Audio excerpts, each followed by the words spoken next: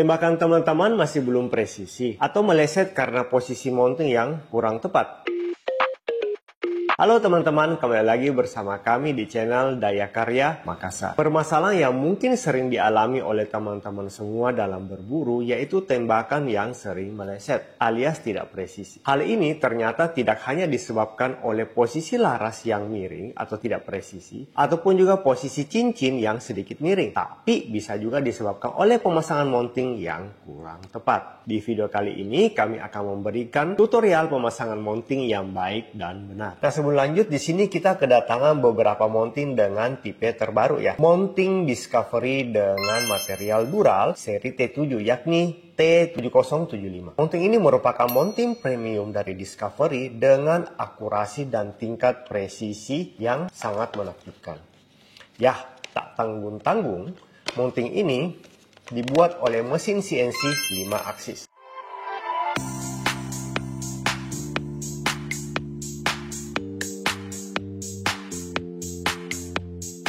Sudah ada clamping atau kancing pin pada tutup atas.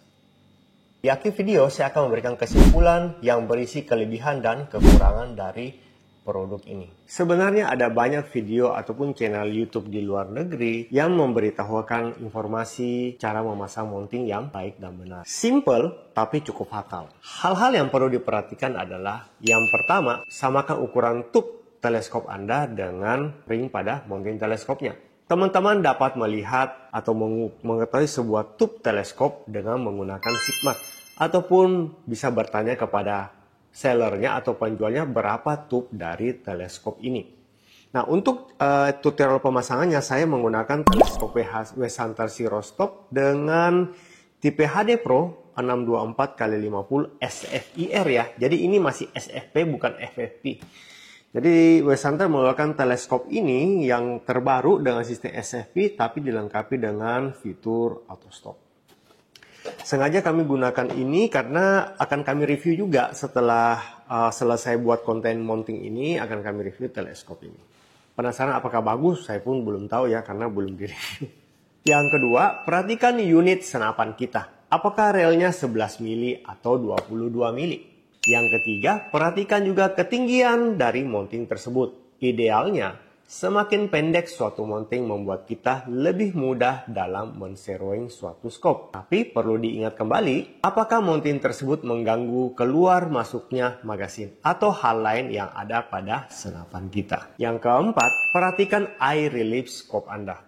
Eye relief ini dapat dilihat dari spesifikasi atau manual book dari setiap teleskop. Jika eye relief tidak diketahui, teman-teman dapat googling sendiri ke website dari produk scope yang telah teman-teman miliki ya.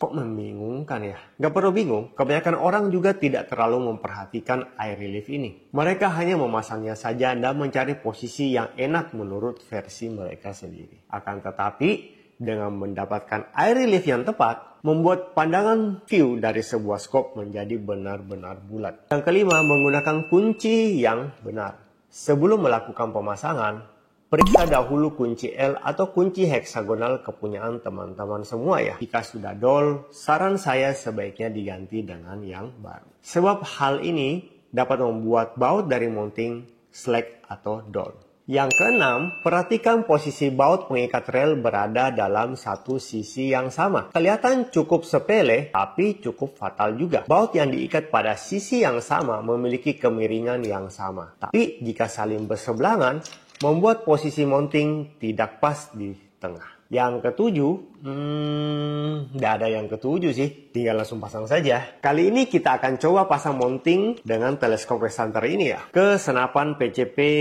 ini PCP Snowpeak M50 ya.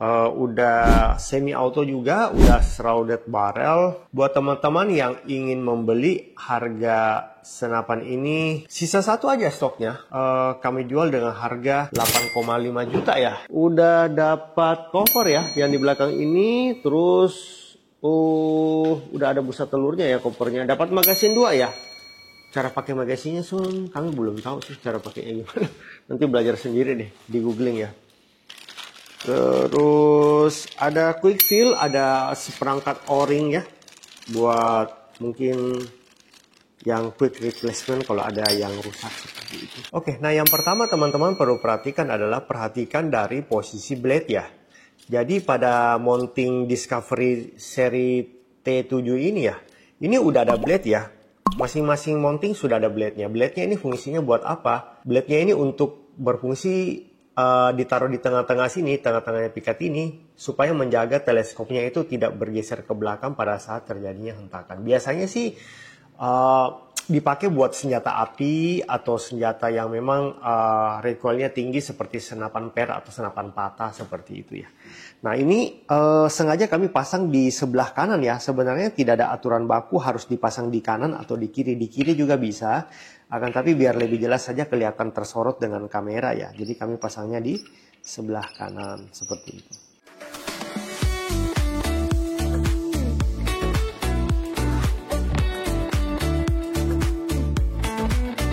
Nah kemudian untuk pemasangan tutupnya atau bagian clampingnya ini ya. Ini mau dibolak-balik saja tidak ada masalah sih. Karena ini sudah CNC 5 aksis. Jadi ditukar pun hasilnya tetap sama ya, seperti itu. Nah untuk pengencangan baut ini juga ada aturannya teman-teman ya. Kadang-kadang ada yang tidak tahu ya, mereka pasangnya satu sisi kencang dulu nih. Misalnya ya, ini sudah terpasang bautnya. Tapi mereka kencangin satu sisi seperti itu. Misalnya sisi kiri mereka kencangin sampai kencang banget. Biasanya kalau satu sisi kencang sekali, sedangkan satu sisinya masih posisi loss ya. Posisi teleskop itu akan pelan-pelan sedikit mengikuti arah kemiringan baut yang dikencangin seperti itu. Jadi cara kencanginnya adalah caranya setengah-setengah ya. Tidak bisa bilang langsung dikencangin sekaligus.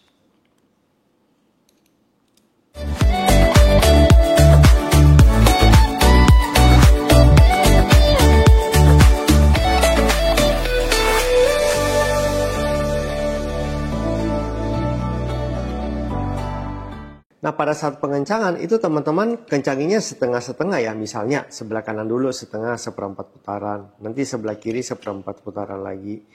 Habis itu bagian belakangnya seperempat putaran juga. Sebelah kanan seperempat putaran juga. Seperti itu dan seterusnya ya. Baut yang depan yang bagian res kedua ini seperti itu juga sama ya. Seperempat putaran dan seterusnya. Nah setelah itu sebelum diputar sampai kencang banget itu teman-teman bisa sortir dulu ya dari sisi belakang gitu. Apakah posisi teleskopnya sudah pas lurus sesuai dengan senapannya apa tidak. Akan lebih bagus lagi jika menggunakan water pass ya. Setelah pemasangan kelihatan keren ya. Kesimpulan, redefine precision. Ya, ini adalah kalimat copywriting dari Discovery.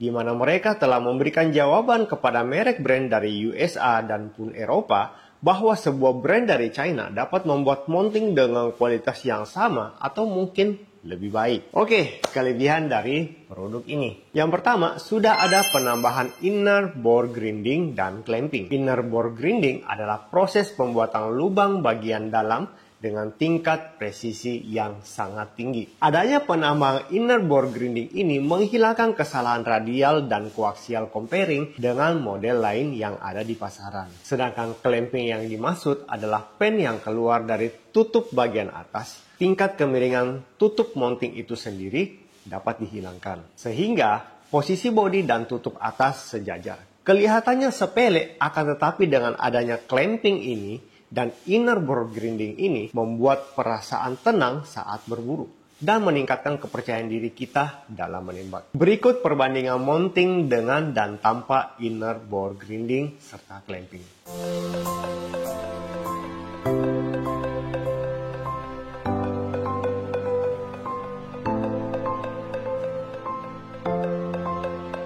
Yang kedua, finishing hard anodized dengan ketebalan 40 mikron.